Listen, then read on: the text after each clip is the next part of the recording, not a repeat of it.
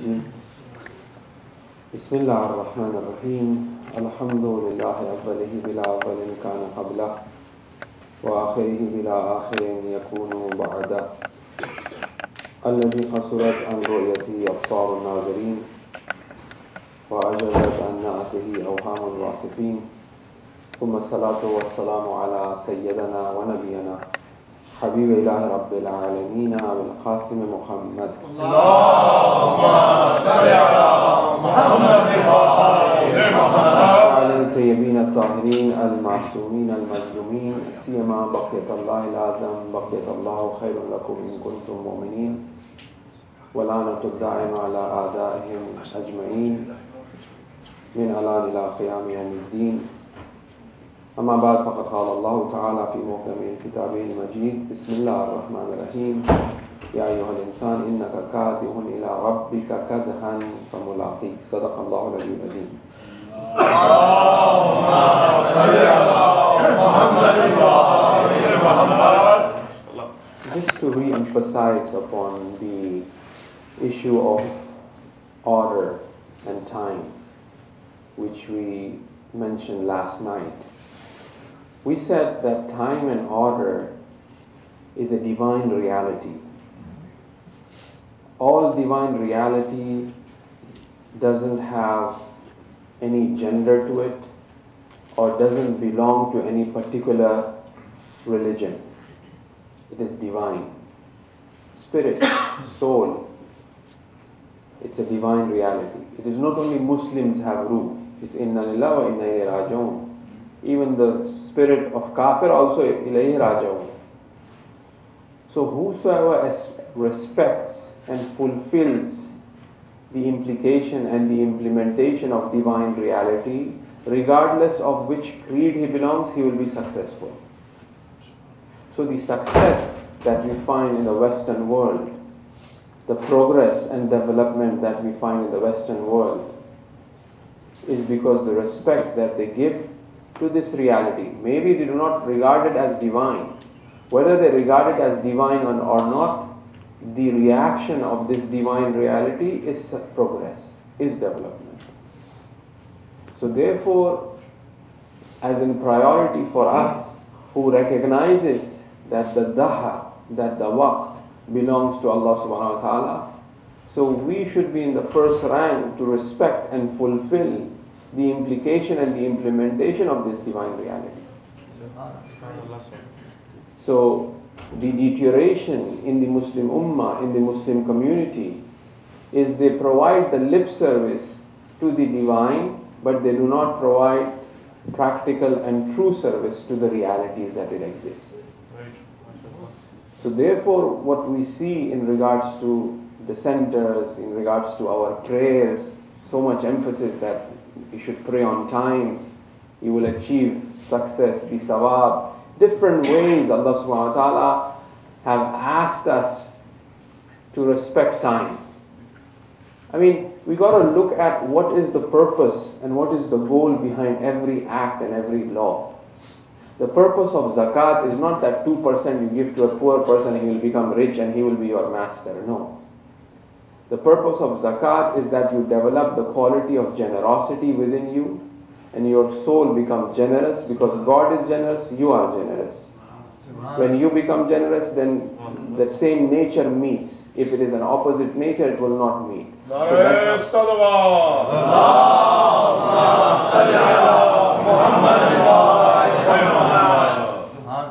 So therefore, it is quite important that we kind of reflect onto the law, the sharia that we have and where it is leading us to.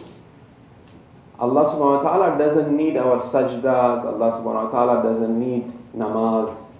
What Allah subhanahu wa ta'ala needs is that we train ourselves and we grow and we progress and we develop. And that is not by the sajda as such that will grow and develop. There are many who did sajda and came against Amir al-Mu'mineen. But what is that the fulfillment on the implication of these divine reality, which is seen in the manifestation of that divine reality, which is seen in the law of salat or hajj and the Arafat, and respect of that and fulfillment of that will provide that success to my soul, will provide that success and progress and development of myself, of my character. I mean, law, ahkam is just mere law. It has no value as such. It is me who is performing salat. Salat is no reality without me performing it. Sajda have no reality without my forehead going into the sajda. What is the reality of sajda? So therefore it's not just mere law, but it is me and the performance of it and where this law is taking me to. That is more important. Sallallahu Muhammad wa ala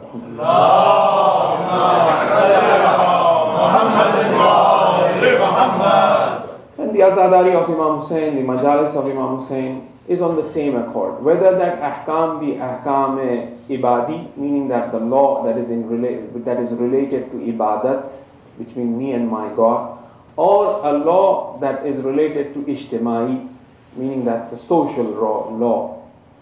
And whether this law be in regards to its wajib, the wajibat, or whether this law be in regards to the akhlaqiyat or mustahabbat. And we mentioned, there are certain mustahabbat which is more important than wajibat in its value. So that means, this itself points out to that law is relative, it's not abstract. Where a wajib is regarded as less than something which is mustahab. If law is abstract, then obviously wajib will be of a greater value. Then why is giving salam, which is wajib, of a less value than doing salam, which is mustahab, of a greater value? So this is pointing out in the direction that law is not absolute or abstract as such, it is relative.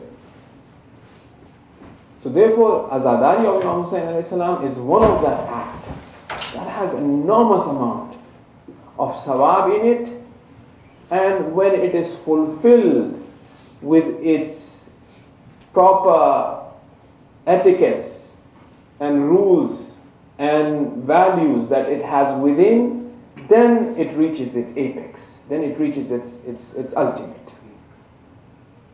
That is why we tend to see that with this one act, so much of things are developed around it.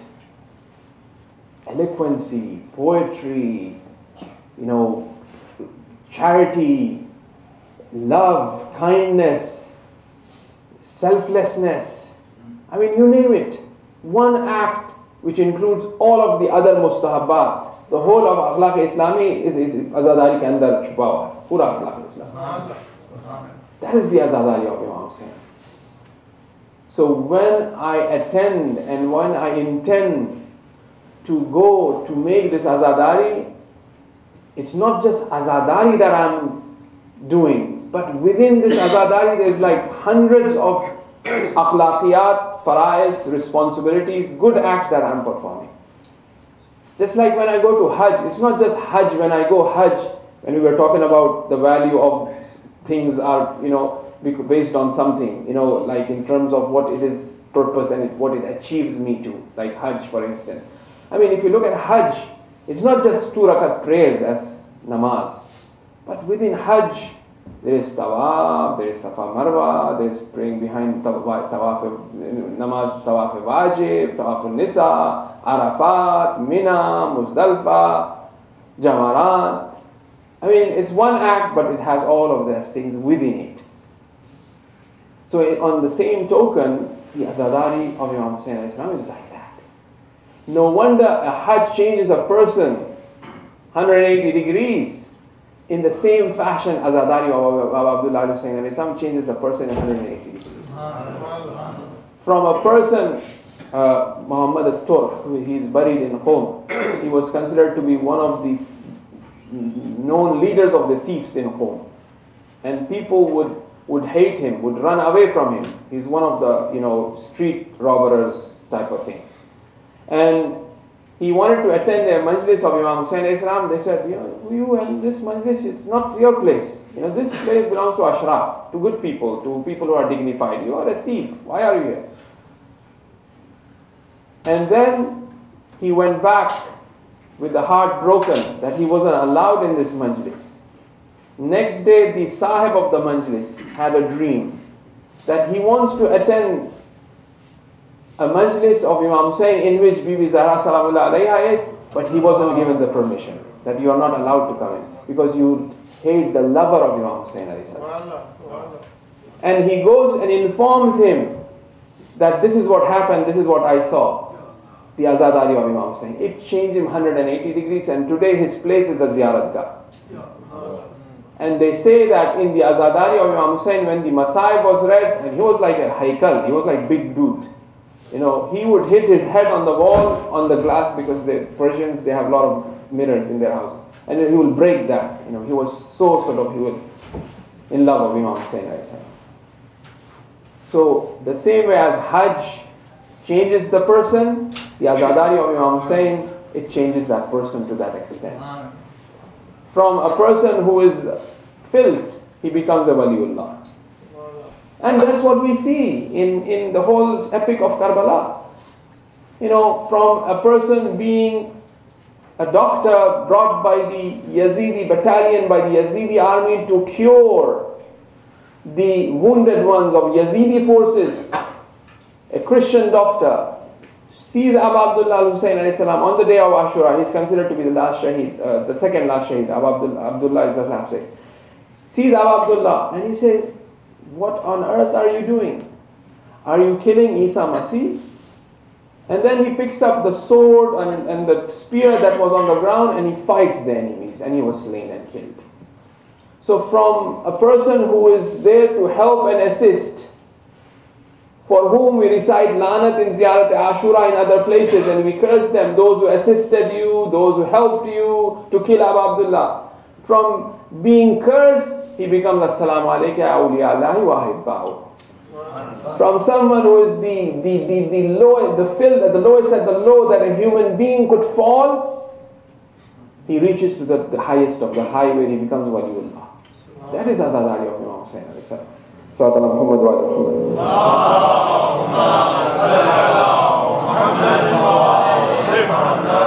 Now, going back onto the topic that we have started, the verse which I recited was Surah Inshaqaq, which says, Ya ayyuhal insan, innaka kadihun ila rabbika kadhan famulaqi. O insan, O human being, not just Muslims, O human being, you're on a journey, whether it's although a painful journey, to meet Allah subhanahu wa ta'ala, the mulaqat, for mulaqi.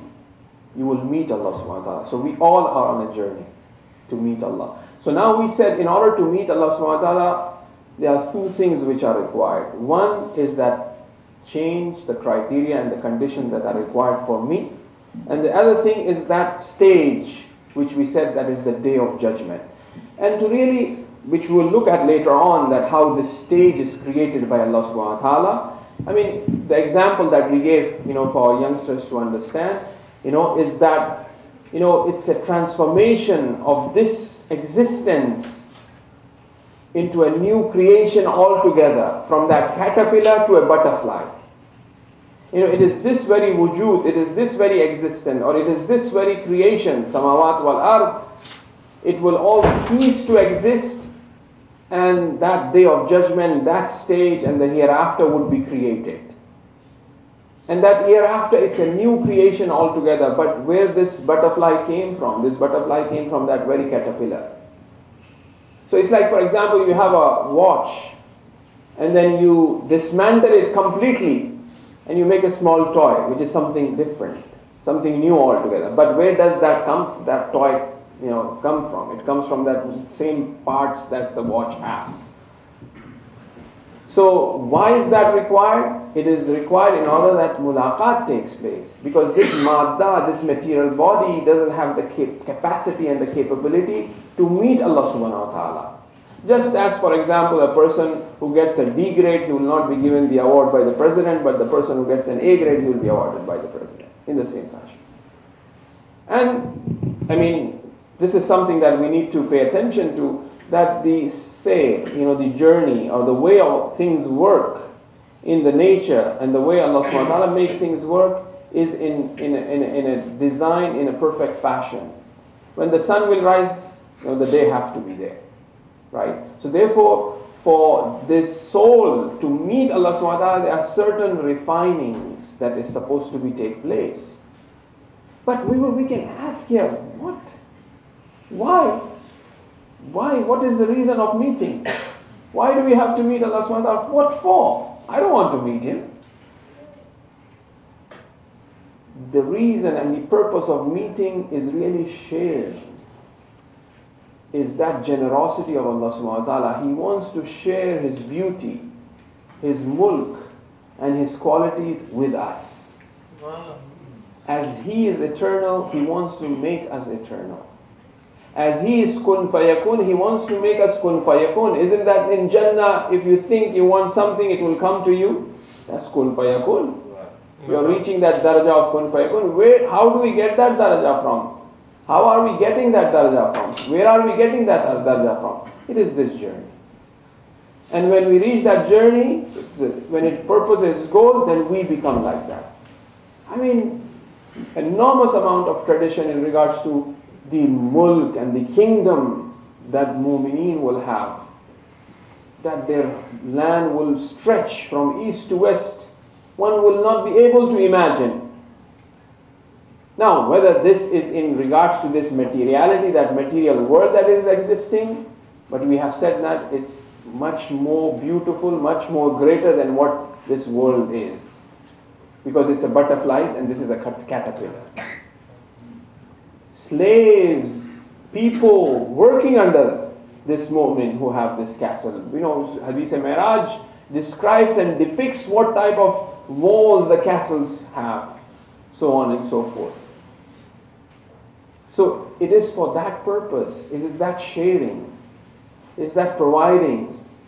Now the other thing is, we said that whether we want voluntarily that meeting to take place or not is Ya ayyuhal insan innaka kadihun ila rabbika kadan famulaqi.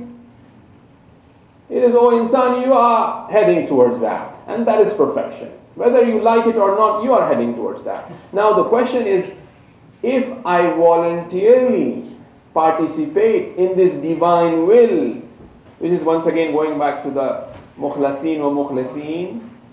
So if I participate in that, then obviously the journey, my journey becomes easy. And this is where we ended up. Recite one salat ala Muhammad wa ala.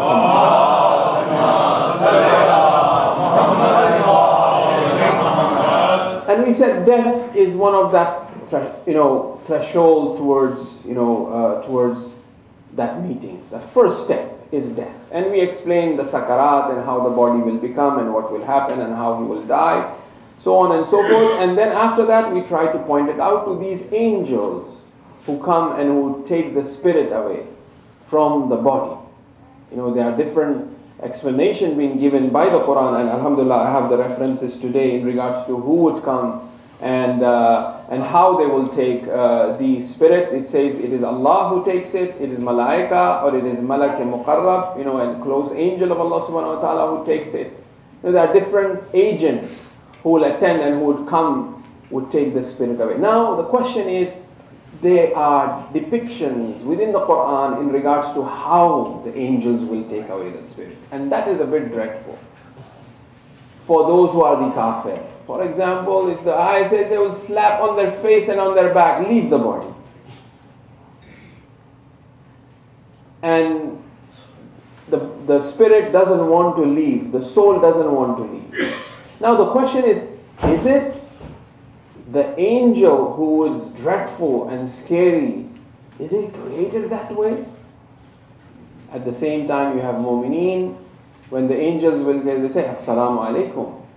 And here we have prepared the Jannah for you, you are welcome. And I'm the one who is much more kind than your father to you. Come and join us. So that means that it is not really that angel who is that dreadful, but it is something that of me making that angel dreadful. It is my action that is changing this immaterial being, which is malak, which is called angel, because of my action. Because angels are sublime and pure beings. it is very difficult for them to comprehend and understand that there are creation who could deny God, who would not accept God. They are that pure. They cannot imagine, they cannot see that, they cannot tolerate that. Because that's how pure they are. I mean, we don't really want to get into angelology, which is the study, the knowledge of angels. There's a very beautiful article by Toshiko Murata. She is, I think, a professor in Islamic studies in Princeton. She is the wife of William Chittick, who translated the Saif-e-Sajjadiyah. There's a book called Islamic Spirituality. Sayyid Hussain Nasr have edited that book, and there are many interesting essays. And one of the essays is called Angelology. She really looks into the the knowledge of angels, who they are, what they are, how they are depicted, how they are mentioned, what type of substance they have, so on and so forth. Well, I don't want to really get into that. Salat ala Muhammad wa ala Muhammad. But as a reference for the youth, for the youngsters, they could go for that and read that. So here it is that our actions really that changes the forms of these angels. No wonder they say that when the Hadith Qissa is recited, the Malaika descends from the heaven to attend.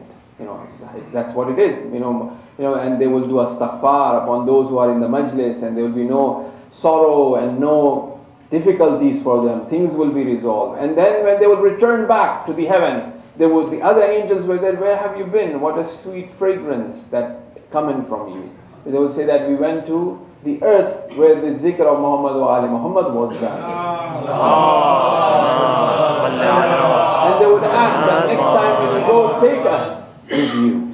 So it is that zikr of Ahl Bayt making the angels provide that sweet fragrance, and it is making them descend. It is making them joyous.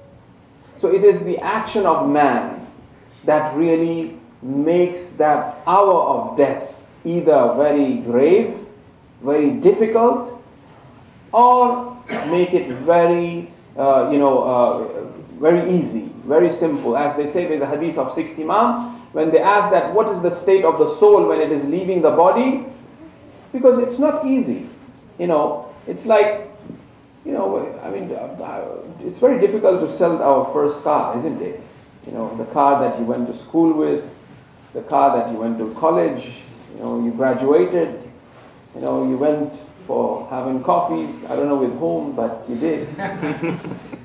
So now you got to sell this car. So it's not easy. You want to keep it and you save it. Many people keep it in their garage.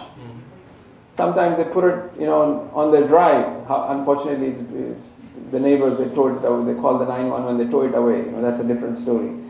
So, it's very difficult, right? So now we have the soul, which have been with the body since that 4 months in the womb of the mother. From that time of birth to the age that it has reached. Now to depart that, to separate that, it's not easy. I usually give this simple example that when we were kids we used to play magic. We used to put two bodies together, like two pencils or a pen together for a little while, and we do like, this, like this, like that. And then we ask our friend to lift it up. So it becomes heavy. Because of the attachment, these two bodies have come closer to each other, and it's natural that, the energy is there, it kind of becomes heavy. So nothing have happened. It's just this being together for a long period, with that intensity and force. So now the spirit and soul is about to leave the body.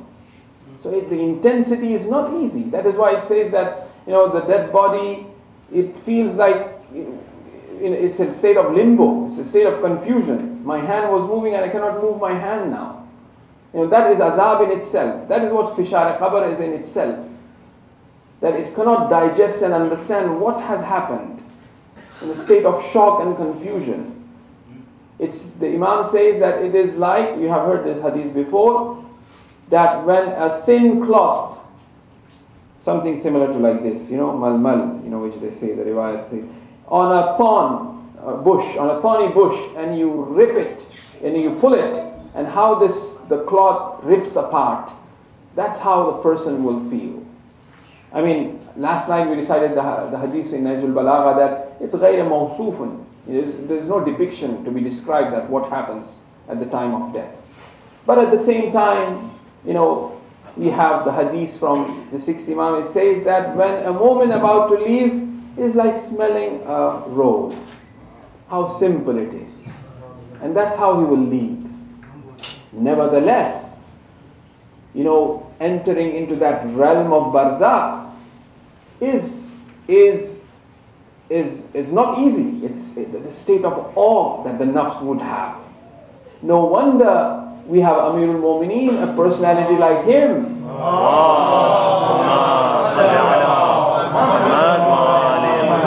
On the 19th night, he says, Ali, tighten your belt, tighten your back, get ready. That hour have arrived.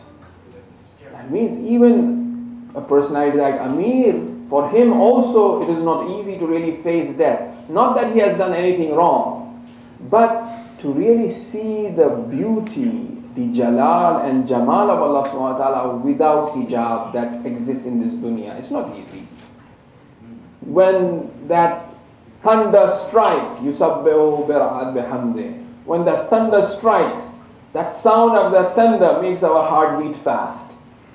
That thunder is one of the creation of Allah subhanahu wa ta'ala. Imagine seeing the power and the beauty of Allah subhanahu wa ta'ala without these hijabs that exist. How scary, it's not scary, how powerful that would be. So that automatically brings about that sort of fear, that awe in one's heart. To really meet Allah subhanahu wa ta'ala without any impediments, without any hijab. But as we said, there are certain awliya who have said, Ad-dunya sijnul mu'min wa jannatul kuffar. This world is considered as a prison for a person who is a mu'min, but it is considered as a jannah for who is a kafir. So a person who is on this journey towards Allah subhanahu wa ta'ala and yearns to meet Allah subhanahu wa ta'ala, he cannot wait and he is desperate for that. This world is really limited for him. He wants to see that beauty without hijabs, without any veils. So now, if you help me with the salawat ala Muhammad.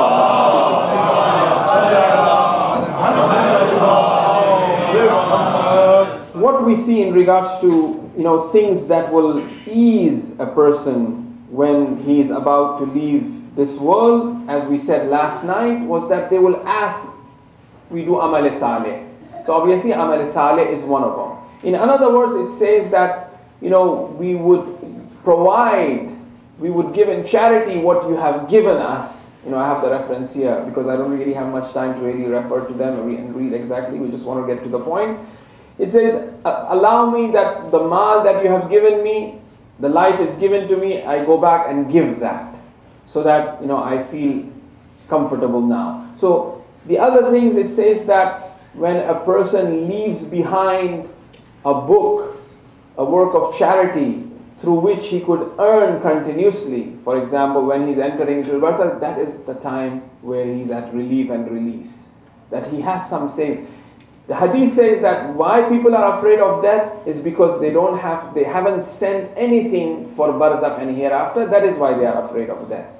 It's like, I want to move back to Pakistan, but if I have nothing in the bank in Pakistan, or I have worked here all my life and nothing there to go for, I'll be afraid. But if my bank account is good and I have made the property, I have a house there, I have a guard there to protect me, I will be, I'm moving back there, right? So therefore it's like that. So if we have something for the hereafter, then that fear lessens.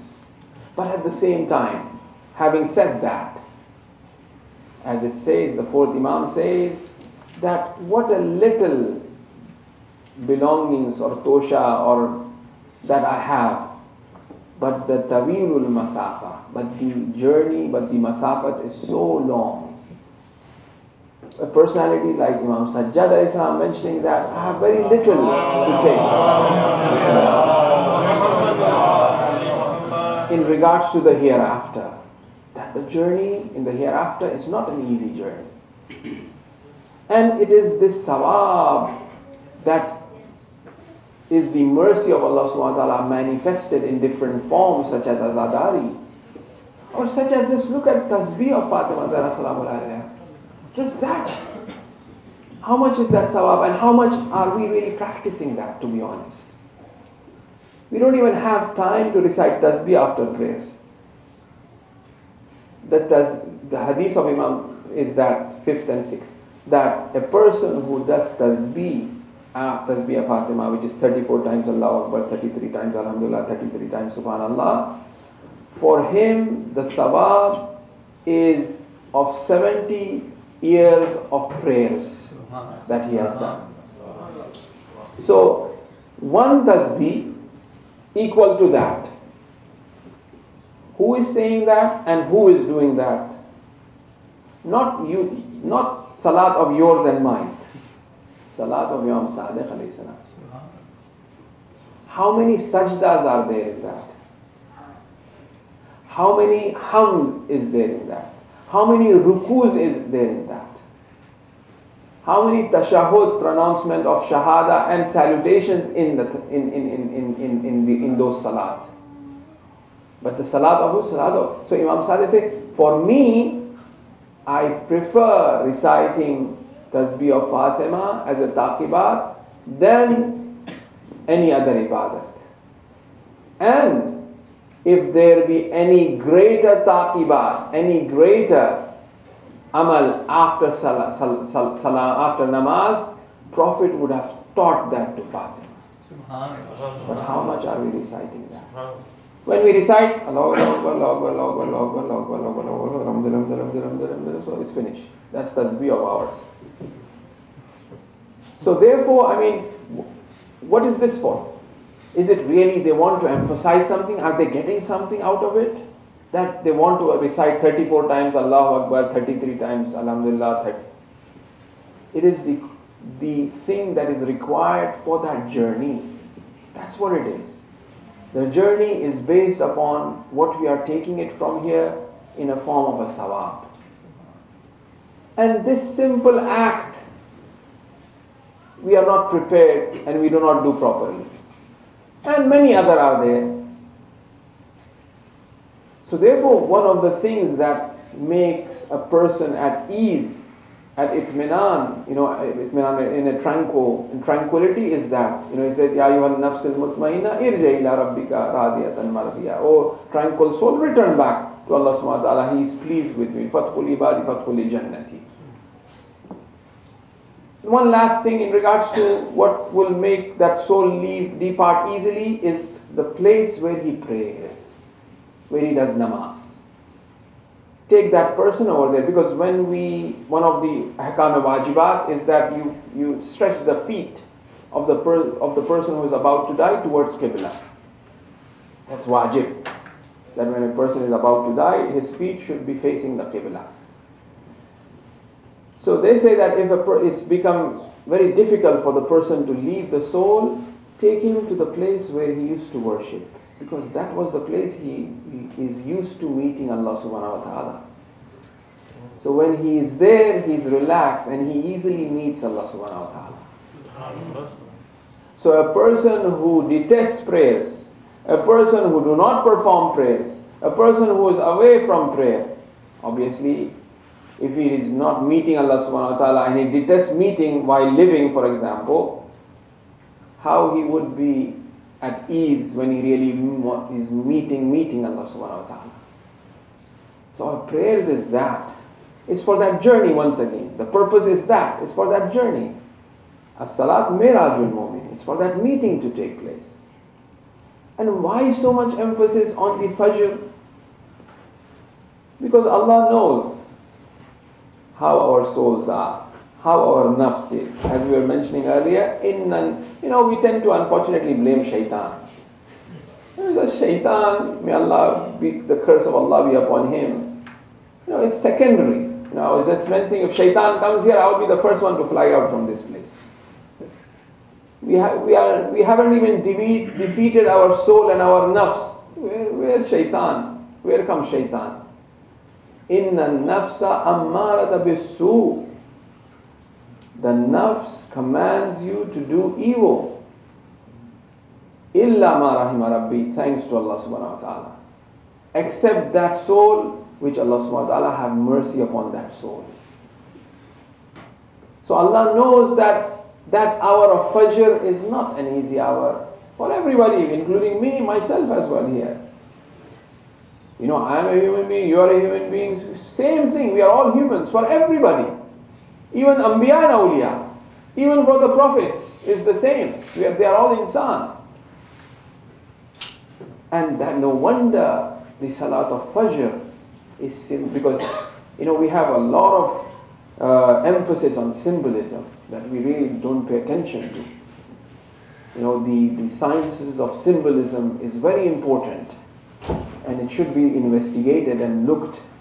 You know, there's a very beautiful book by Guénon, 19th century mathematician, French mathematician who converted to Islam and became Nuruddin.